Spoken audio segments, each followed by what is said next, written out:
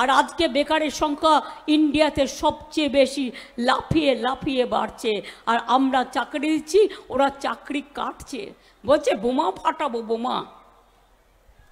মেদিনীপুরের এক গদ্দার, আমার লজ্জা লাগে, এই যে গদ্দাররা বলছে বাংলায় টাকা দিও না, আর বলছে মিথ্যে কথা বলছে বোমা ফাটাবে। কি বোমা?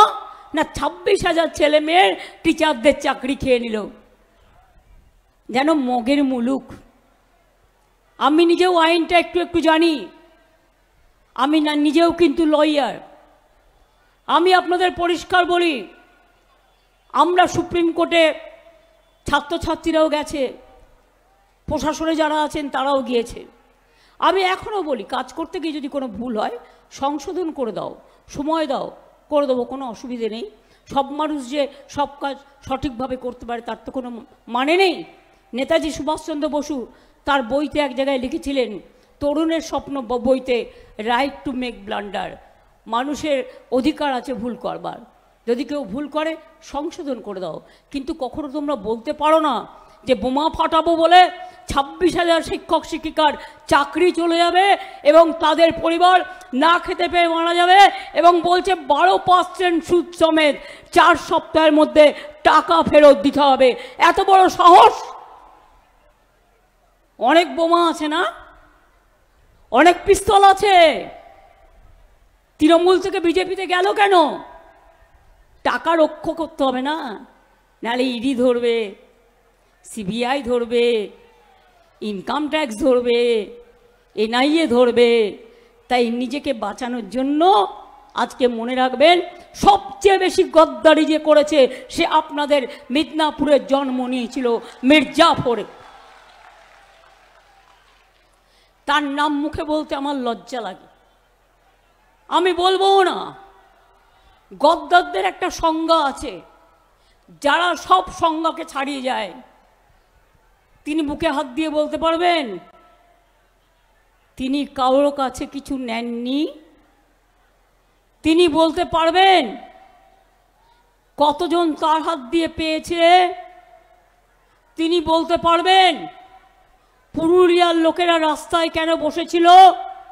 কারণ সেই সিটটাও মেদিনীপুরে কাউকে কাউকে বিক্রি করে দেওয়া হয়েছিল। আমি যখন শুনেছিলাম আমি বললাম ঠিক আছে, মেদিনীপুর পেয়েছে ভালো, আমি আপত্তি করছি না, কিন্তু পুরুলিয়ার লোকেরা যাতে ডিপ্রাইভ না হয় সেটা আমাদের দেখার দরকার। আর তুমি আজ মহারাজা হয়ে গেছো, তুমি মহারাজ সাধু হলে আজ, আর আমরা চোর বটে। এই ইলেকশনে বুঝে নেব, লোডশেডিং করে ভোট দখল করা, গুন্ডামি করে ভোট দখল করা, টাকা দিয়ে ভোট দখল করা, লোকের চাকরি খেয়ে নেওয়া।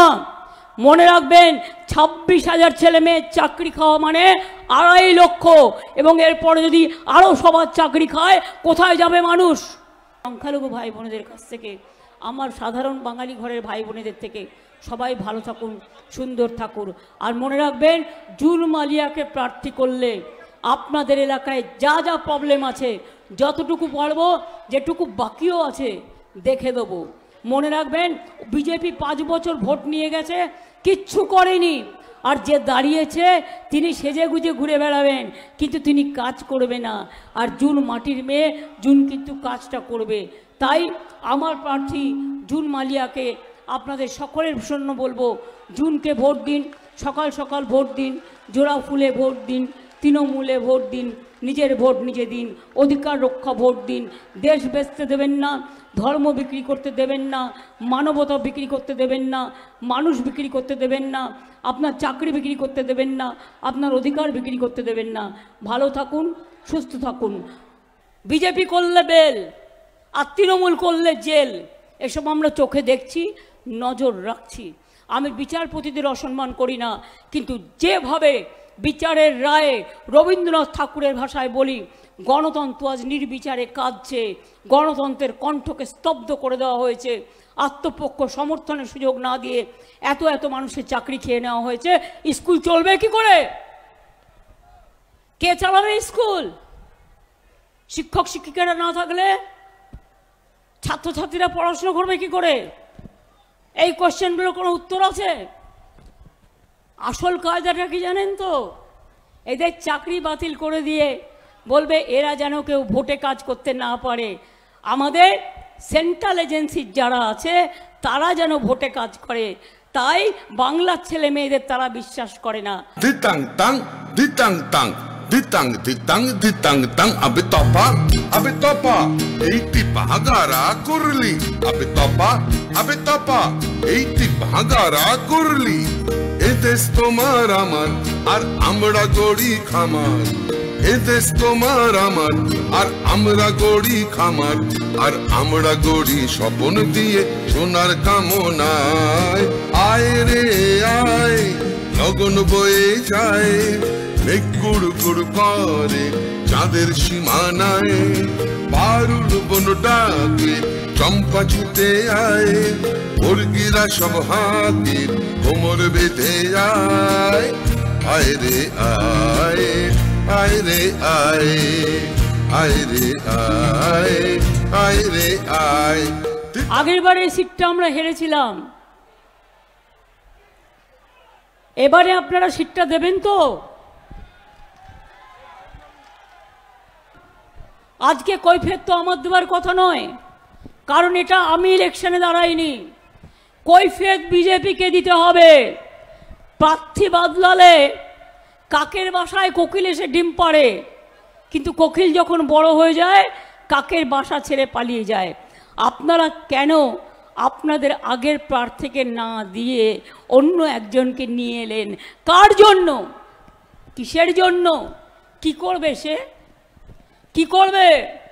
তার গুণগান সম্বন্ধে আমি বলতে চাই না, কারণ আমি ব্যক্তিগতভাবে কুৎসা করি না, তাই। তা নাহলে 1000টা পয়েন্ট বলতে পারতাম।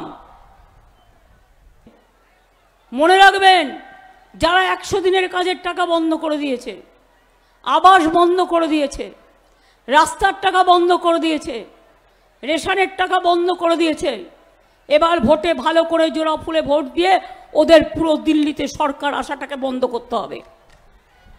আমরা কৃষকদের 10,000 টাকা ভাতা দিই, এমনকি 1 কাঠা জমি যাদের আছে তাদেরও 4,000 টাকা দিই। মৎস্যজীবী 2 মাস সমুদ্রে যেতে পারে না, তাদেরও আমরা দুবারে 5,000, 5,000, 10,000 টাকা দেব, তার কারণ তাদের ইনকামটা থাকে না। লক্ষ্মীর ভাণ্ডার আগে যারা 500 টাকা পেতেন এখন তারা 1000 টাকা পাচ্ছেন। তপশিলি আদিবাসীরা 1200 পাচ্ছেন। বিজেপির নেতারা কদিন আগে বলেছে লক্ষ্মীর ভাণ্ডার 3 মাস বাদে বন্ধ করে দেবো।